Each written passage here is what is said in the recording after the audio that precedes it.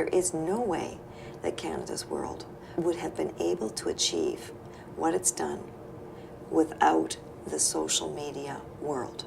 The Canada's World movement has tried to tap as much as possible to every form that it could to create an online presence and to create those channels where people can be a part of the process, whether they were physically there or not. We used a full range of online tools, most of them available for free or for cheap. So we were using Dig, Delicious, SurveyMonkey, MailChimp for newsletters.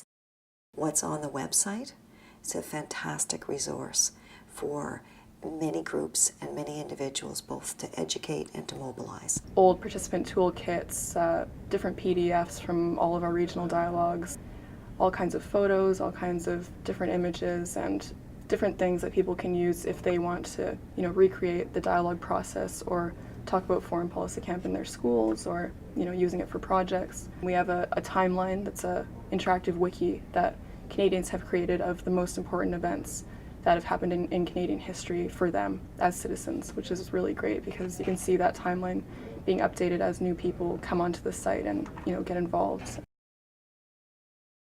We had a multi-author blog that was a really big success for us. We just drew up a post saying that we were looking for bloggers, and we sent it around as widely as possible to all of our networks. We were going to pay a small nominal amount for people who wanted to come and blog about different foreign policy issues from a non-expert perspective. We had 60 submissions within, I guess, the month that we opened up the call, and many of them were good. So I just selected people based on diversity of interests. We wanted people that could cover off all the different things that we were working on, and obviously the quality of their writing. And then we started off, we just used WordPress. It was completely free. Most people had very little experience with blogging prior to that, so we sent them screen captures of here's how to make a WordPress post, here's how to do this. And then we started. The blog gets about 400 to 500 views a day, which is really great for foreign policy niche type blog. It exceeded my expectations in terms of the quality of the posts, the quality of the conversation that the bloggers were having in the comment section. There's really a sense that they created a little community there. The blog has been great too because a lot of people have commented on the posts on the blog, on different topics about international affairs. They'll say that they're stay-at-home moms, or they're really young students, or people that normally wouldn't be activated by this type of discussion. And they have opinions that maybe we wouldn't hear in person because people might be a little bit scared to voice them or think, I'm not an expert, I don't really know. But for some reason, online communication really gives some people that confidence to talk about, their opinions on things without feeling like they're stupid or, not qualified to say whatever about it. We had a very lively Facebook group where there was a conversation going on about lots of different subjects. We also have made it a really big priority to interact through Twitter to sort of reach a younger demographic that's used to more fast-paced technology and fast-paced information sharing. Another big thing that Canada's World decided to do recently was recreate some of the conclusions of our national dialogue in video form. The process of trying to take our 2 years of dialogue and consultation and turn it into a video was a really complicated one, but a really incredible one. That was the point in the project at which we realized that we really wanted to focus on successes and make people feel more optimistic about Canada's role in the world, while still being very open and honest about the challenges that we're facing as a country and the erosion of our position in the world. And we also realized that people wanted specific things that they could grab onto to understand what we meant by improving our role in the world. So we canvassed our network and really looked for good examples of organizations that could be considered to be fostering innovation, or advancing a green economy, or promoting good governance. We were so lucky to be working with Giant Ant Media because they really understood our vision, and they really had the creative talent to make something that was really beautiful and watchable and that people would want to watch for that length of time. So finding a good creative partner was really, really, really important. And through this video, we've gotten over 2,000 hits, and it's kind of gone viral in a really great way. When I'm in person doing something, people see me, they know my real name, they may know some of my biographical information. So I definitely have this sense that my reputation is at stake in what I'm going to do there.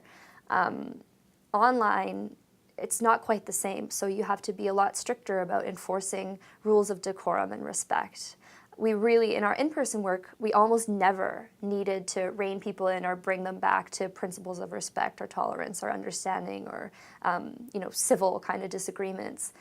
In the online world, you have to do that much more. So it's more important to be an involved moderator.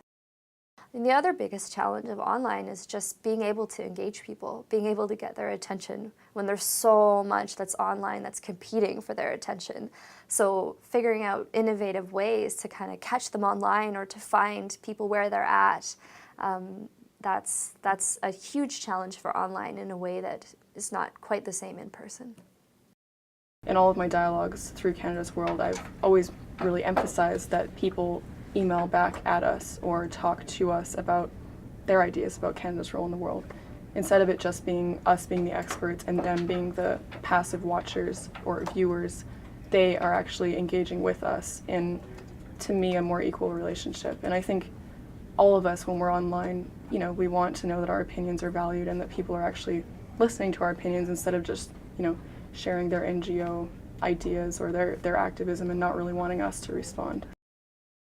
What I found with Canada's World and its story is that it resonated and kind of created a lot of excitement among even more people who would otherwise have just not cared about the story, not been as engaged, and definitely utilizing a lot of the tools that Canada's World did helped a lot in that sense. This sort of connection to the digital age that the project had was a really, really neat way of engaging people with, of course, no cost and a diversity of Canadians across the country. Because Canadians are so spread out throughout the country and because it was very difficult for us to reach people outside of urban areas, online is one way that you can do that. It was able to combine kind of the in-depth dialogues that we did through the regional work, the regional dialogues and the national dialogues, with a use of other kinds of approaches that allowed a breadth of engagement. That was a really interesting combination that we don't often get in dialogue work. The openness of Canada's World in terms of the spirit of the discussion, that same sort of culture and attitude has been brought to bear on the technology, so Canada's World is no steps behind, that's for sure. Universities have international relations programs. The Department of Foreign Affairs has its formal seminars. The Defense Department has its seminars. And oftentimes these have about them a certain closed feel. You have to be a student to take part in the university seminars, etc. Whereas Canada's World did make a much more ambitious attempt to use social media to draw people in. Even in this past year that I've been involved in media relations with Canada's World, I've seen how much people have embraced it, how much even regular media has been forced to embrace it because that's what people respond to the most now. Just for the sort of communications aspect of the project, of demonstrating that we really did have an interest in being innovative and engaging Canadians in new ways. The stuff that we did online really helped demonstrate that we meant it. It's all out there, right? It's not like in the past, would have been some massaging. Would we have put that up? Would we have wanted to expose ourselves to that? There's none of that. It's up there, unless it's an offensive thing that it's going to, be hateful or something, but strongly worded, clearly on a different page, there for everybody to read. You make of it what you will. That kind of transparency and that kind of openness to, okay, you have a different perspective, let's talk. We were not doing that 5 years ago.